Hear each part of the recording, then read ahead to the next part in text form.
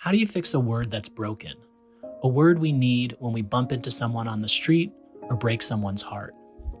In our increasingly disconnected secular world, sorry has been stretched and twisted, and in some cases, weaponized. But it's also one of the only ways we have to piece together a sense of shared values and beliefs. Through today's sea of sorry not sorries, empty apologies, and just straight up non-apologies, we wonder in this episode from 2018 what it looks like to make amends.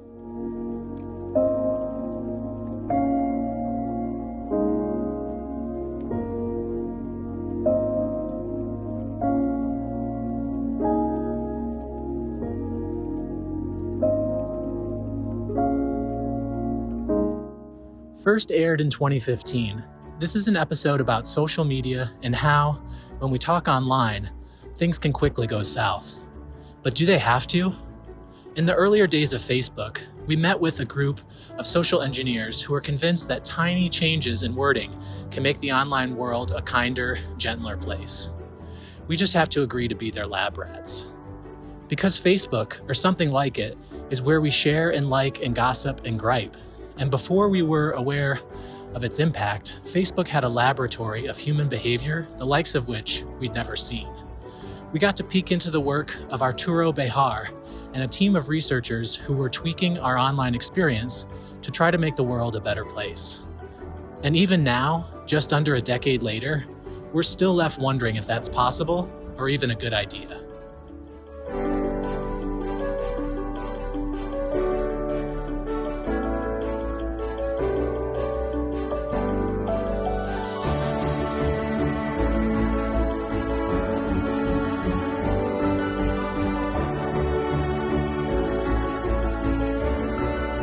In this episode, first aired in 2011, we talk about the meaning of a good game, whether it's a pro football playoff or a family showdown on the kitchen table, and how some games can make you feel, at least for a little while, like your whole life hangs in the balance.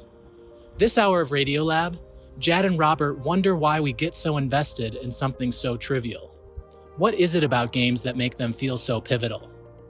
We hear how a recurring dream about football turned into a real-life lesson for Stephen Dubner.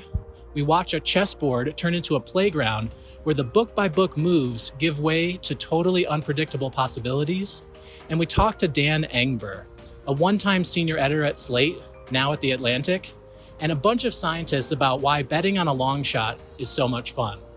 And finally, we turn to Malcolm Gladwell about why he loves the overdog.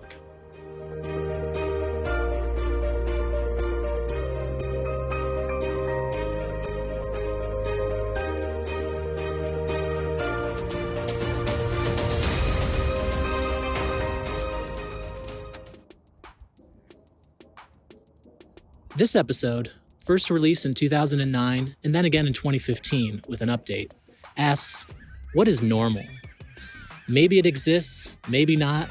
We examine peace-loving baboons with Stanford neuroscientist Robert Sapolsky, talk to Stu Rasmussen, whose preferred pronouns were he, him, and his neighbors in Silverton, Oregon, about how a town chooses its community over outsider opinions.